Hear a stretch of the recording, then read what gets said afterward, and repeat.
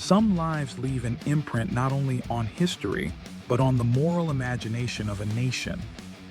The Reverend Jesse Jackson was one of those lives.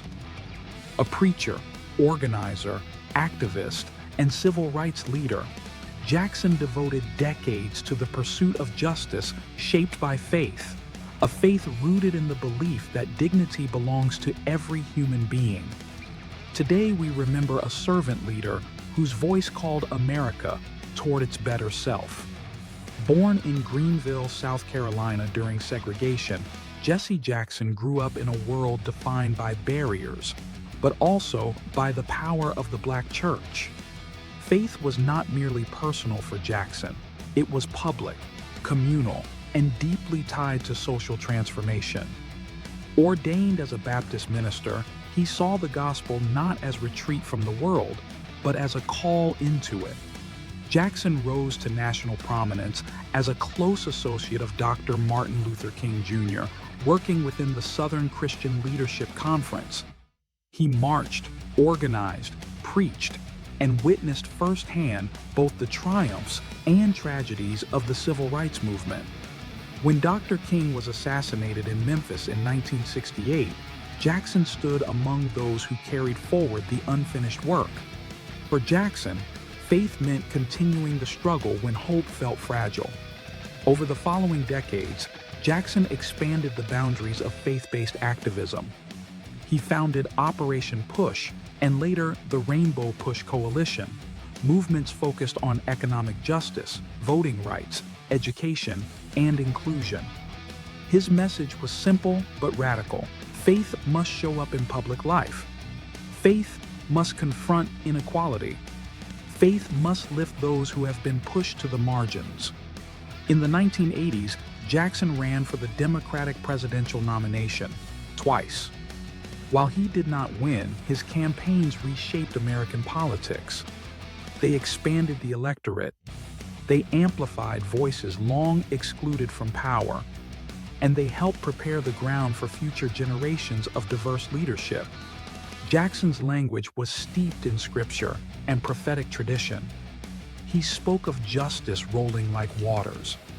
He reminded listeners to keep hope alive. For him, hope was not passive optimism. It was disciplined courage, a spiritual practice, a decision to act even when outcomes were uncertain. Beyond the United States, Jackson engaged in diplomatic efforts that secured the release of hostages and opened dialogue across political divides. His ministry reached beyond national borders, reflecting a theology that saw humanity as interconnected. In his later years, Jackson faced profound physical challenges, including progressive supranuclear palsy, or PSP, a rare neurodegenerative disease often mistaken for Parkinson's.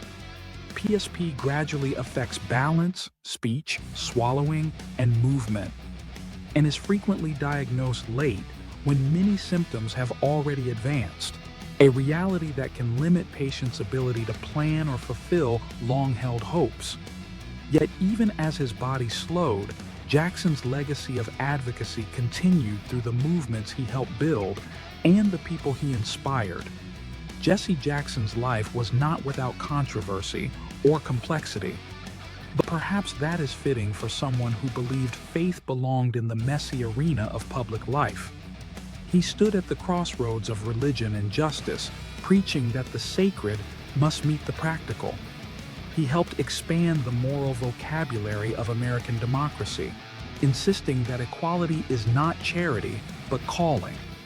What does it mean to live a life shaped by faith? For Jesse Jackson, it meant refusing silence in the face of injustice. It meant believing that change is possible, even when history moves slowly. And it meant trusting that hope, when shared, becomes a force greater than any single individual. The Reverend Jesse Jackson lived as a preacher of possibility, a witness to struggle, a voice calling generations toward justice grounded in faith. His work continues wherever people believe that love must be lived, not just spoken, and wherever hope refuses to die. Patheos celebrates a faith-guided life well lived. Rest in peace, Reverend Jackson. We will work to keep hope alive.